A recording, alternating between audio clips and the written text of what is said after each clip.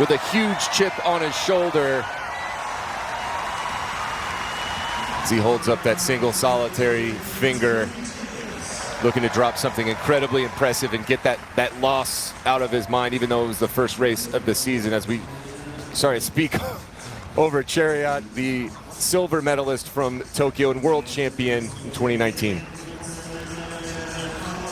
And another Norwegian to get introduced here is Narve Nordash, the 25-year-old who was the bronze medalist in a bit of surprise in Budapest a year ago. Stewie McSwain, a lot of these athletes, a number of them coming over like Ingebrigtsen from Eugene, who have just raced at that mile and now stepped the line here at a slightly shorter distance of 1,500 meters. But all eyes will be on the 23-year-old from Norway, Ingebrigtsen, who's asked for a pretty spicy pace here as his brother watches on and the crowd engaged to the very end. You can see some of those ponchos now out as the weather kind of turned a little bit rainy here in the latter stages of the event, but not going to go home without seeing the reigning Olympic champion in that defined distance that he won in Tokyo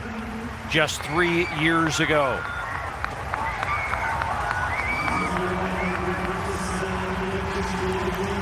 You see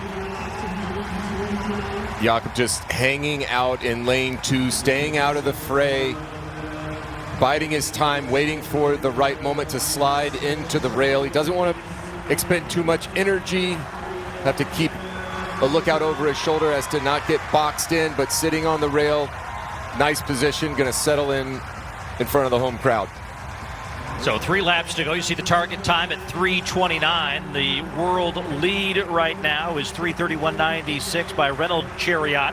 And as we get him through the first 400 meters, I don't care if you're a 1,500-meter guy or if you're a world top-flight decathlon athlete, going from one continent to another, what is the challenge in turning around and being ready to run fast again? Not thinking about it at all, just focusing on the task at hand. If you're worried about whether you're recovered or not, you're probably not recovered. But you're just looking forward to this competition. I'm sure he's just been looking forward to this gun and this race as soon as he crossed the finish line in Eugene last weekend. And the crowd continues to lift up these athletes as well, and that energy certainly feeding the legs of Ingebrigtsen now, as he's going to have 800 meters to run. Those are 2 pace setters out in front, Kiprgut and Rudolph, so not planning to stay in the race. And then behind Ingebrigtsen is Chariot, who was second behind Ingebrigtsen in Tokyo, himself a world champion. That classic running style with a little bit of a lean in front of him as they head down the backstretch. Rudolph looking around, but Ingebrigtsen leading the field there. As Ali Hoare getting in the mix as well back there, about 5th position overall. Lap and a half to go. The pace setters did a fantastic job pulling him through 800 meters there. Let's see if they can stay up. Ingebrigtsen nipping at his heels right now, trying to get through 1K as cleanly as he can.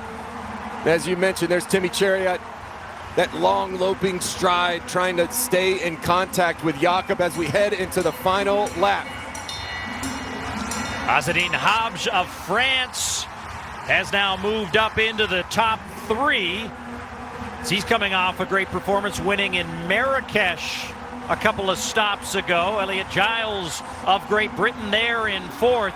But Ingebrigtsen with the lead as they head down the backstretch for the final time. Chariot moving onto his right shoulder. Jakob's had a nice, smooth acceleration. There hasn't been a lot of moves. It's been steady Eddie pace. As they move in with 150 to go, it looks like Jakob has the strength. Can he finish? Into the home stretch. That is Nader of Portugal actually in 3rd. Chariot in 2nd. Going to the arms, trying to close the gap on Ingebrigtsen, and a dive at the line for the Norwegian. Will it be enough to take the victory?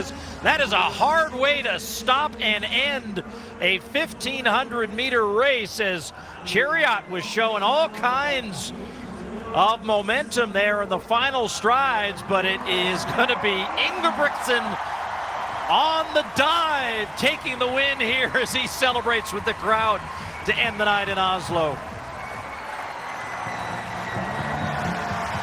Tell me this race mattered to him without telling me this race mattered to him. Getting back into the win column, gutting it out to the very, very end. And very rarely will you see Jakob Ingebrigtsen act like that after a race, all in good spirits. What a race, what a grind to the finish. Tim Chariot, a champion in his own right, going toe-to-toe with the hometown hero, almost edging him out, was so patient, waited until the last moments to try to make the move and pass. But these are two men, two of the best to have ever run at this distance.